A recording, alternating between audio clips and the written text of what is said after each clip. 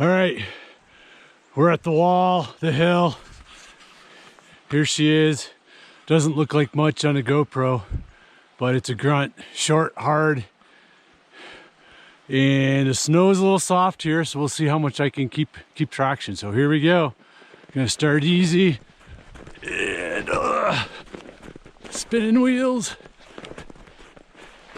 Woo. Spinning out. It's soft. It's warm and soft. It's gonna be fun coming down.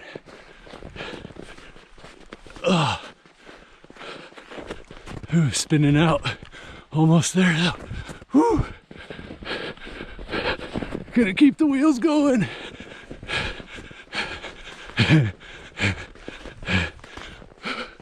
There's the sky. Almost there. Ouch. Ouch. Ouch.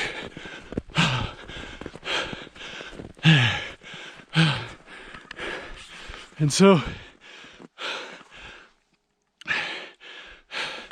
with strength, early season, short, hard. If you don't need to recover at the top, it's probably not hard enough.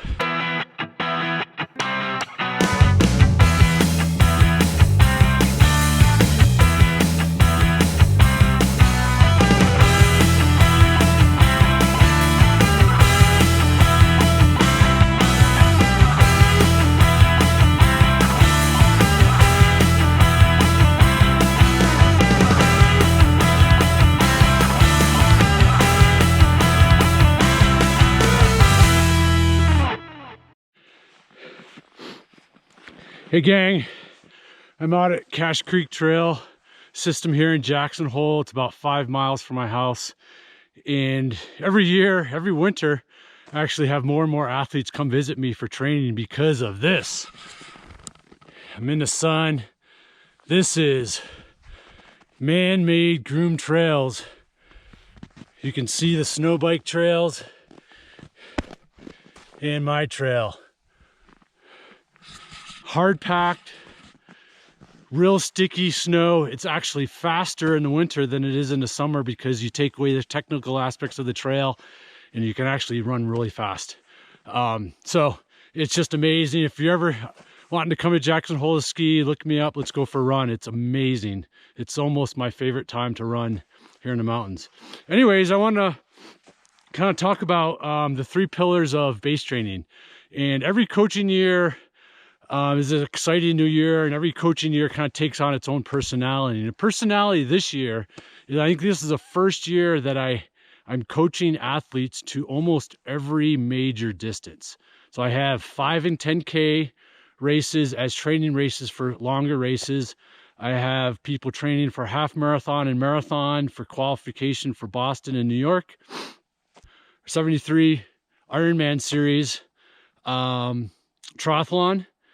And then the standard ultra distances of 50K, 50 miler, 100K, 100 miler, and the Moab 200 this year. So it really spans the gamut. And I think the key to this video is that since I have all these athletes racing different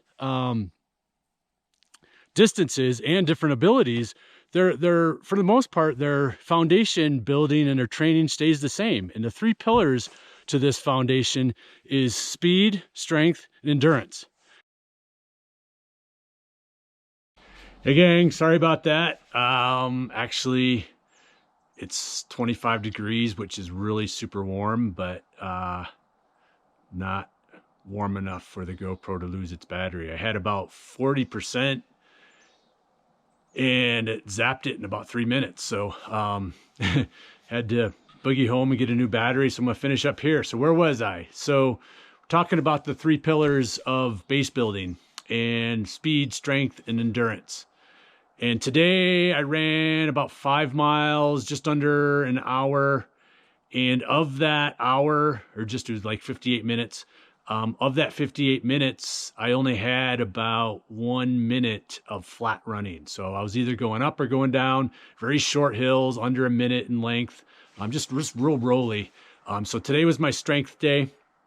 Earlier in the week, I did 30-second sprints. So that was my speed day, and everything else is going to be long, easy endurance. So the point is getting back to kind of the personality of this coaching season with having all these different types of athletes doing different types of distances.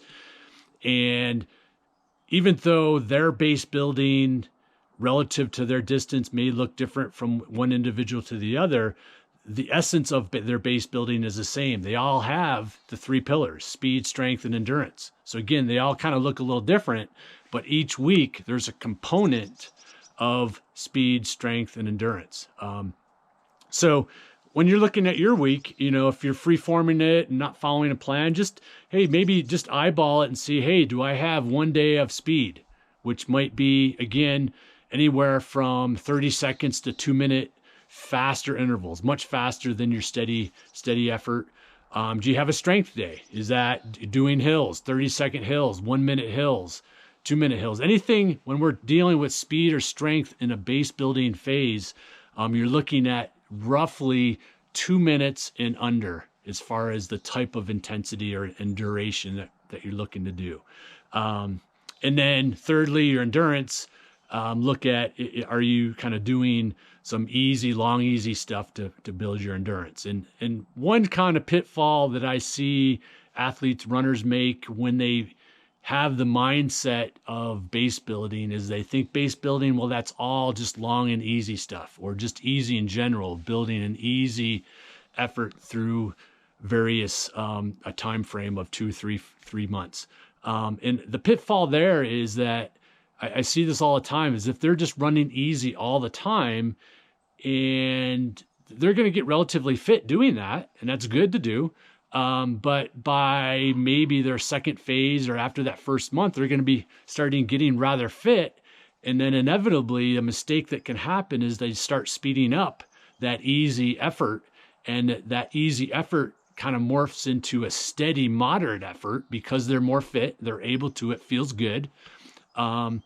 And so the pitfall with that is that you can either peak too soon or have a low grade level of fatigue that's always in you, because now everything becomes kind of a moderate, and your legs just kind of develop this low level, moderate type of fatigue that can lead to plateauing, lead to not getting better. So look at that, make sure that might not be happening with you. And the other pitfall is if you're always just doing easy stuff during your base building phase, you miss out on the speed and the strength that is the base for continuing to prove each year. And I call it improving your raw speed and your raw strength. And then once you have this speed and strength developed, then you apply your speed endurance and your strength endurance later on that becomes specific to your chosen race distance. So it's not like or unlike any what I do for my my base layering. So in the winter, my base layer is always this long sleeve. It's kind of a waffle fleece type of base layer that I always put on first. And our base layer is always relative to the temperature, and what it's that base type of clothing that's going to really dictate my experience. So I always put this on in the winter. That's going to keep me warm. It's going to allow me to breathe. It's setting everything up for my experience that day. And then I add my outer layer relative to the conditions. So if it's raining, if it's snowing, I'm going to put on, a shell that's going to not allow me to get wet and stay warm. If it's really, really cold out, negative degrees, I'm going to put on a big puffy, something for insulation to keep me warm. So this base layer, again, sets me up for my decision with my outer layer. So see that just like your base training and your specific training as you get closer to your season and your races. So the base layer is what you do early. It dictates everything.